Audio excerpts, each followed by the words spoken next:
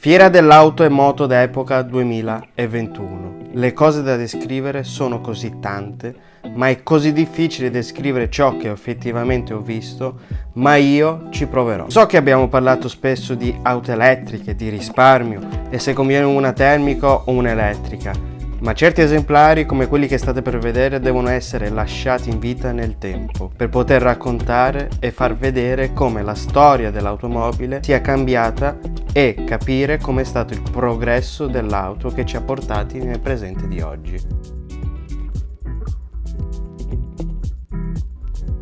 Ma prima di tutto, che cos'è la fiera dell'auto e moto d'epoca? Beh, ovvio, una fiera, ma non una fiera qualunque. È qualcosa di ben diverso. Diciamo che è come quando organizzate una cena tra amici, raccontate un po' del più del meno, ridete e scherzate. Pensate alla fiera dell'auto come se fosse un'enorme cena tra amici, ma a differenza di chiacchierare del più e del meno, chiacchierate solo e esclusivamente di auto. Ma non solo esclusivamente potete parlare solamente, ma effettivamente poter toccare, vedere tutto ciò che sta dietro un'automobile. E la cosa più bella è il fatto che potete essere come me, che sono un pivello e non ne capisce tantissimo di meccanica, né tantomeno della storia purtroppo. Questo perché ci sarà sempre qualcuno che ti spiegherà cosa c'è dietro a quell'auto, qual è la sua storia, dietro a quel pezzo specifico, a quello stemma, qualsiasi esso sia. Fate conto che ci sono quasi tutti, se non tutti, i principali club di auto possibili ed immaginabili. Potete trovare auto o moto d'epoca di ogni tipo. Sarebbe da dedicare un video apposito per ogni auto che c'era, per raccontare la storia, cosa sta dietro alla meccanica,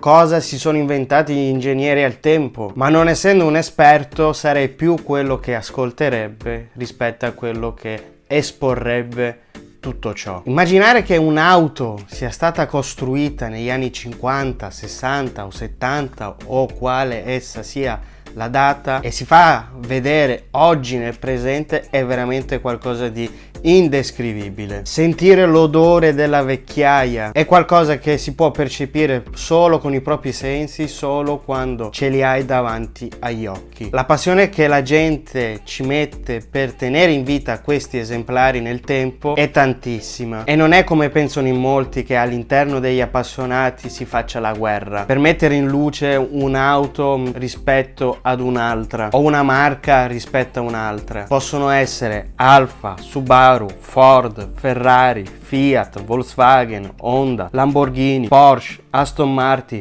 Mercedes, insomma, qualsiasi cosa. Proprio come si guarda una partita di calcio o una gara di Formula 1 o di atletica, c'è sempre una parola che li accomuna: passione. Ed ecco cos'è la fiera dell'auto e moto d'epoca.